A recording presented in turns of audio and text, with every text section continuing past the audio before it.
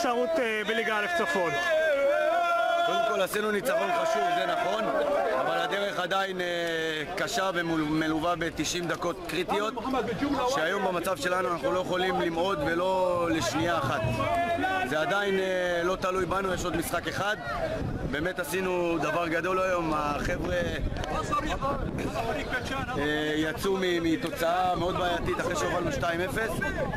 זה מחזק אותי מאוד, אבל שוב אני אומר, עדיין שוב דבר לא גמור, סך הכל חזרנו לחיים בליגה. אתה יודע, אחרי המשחק הקודם הרבה אנשים אמרו, דליה הולכים להגיע לבית שאן, נעים זה לא הולך להיות, ואנחנו רואים עדיין התחממויות בין שני מחנות האוהדים.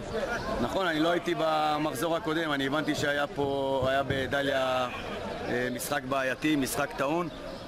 אני רוצה להגיד שדווקא בית שאן קיבלו אותנו מעל המצופה, יצאו ספורטאים, יצאו אנושיים, מהמקום הזה אני רוצה להודות להם. בסופו של דבר הספורט ניצח וזה הכי חשוב.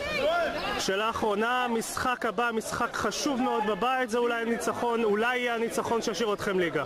אני אגיד לך את האמת, אני 4-5 שבועות פה, מהיום שהגעתי, אמרו לי שכל משחק הוא חשוב, וזה נכון, כל משחק עבורנו הוא גמר גביע, מהמקום שבאנו והתחלנו את המסע של ההישארות, כל מעידה קטנה, אנחנו מחוץ לתמונה, עדיין שום דבר לא נגמר, סך הכל חזרנו לחיים, יש לנו עוד 90 דקות שאנחנו חייבים לעשות שם את המקסימום, להביא את הנקודות, ואז נסיים את המשימה בהצלחה.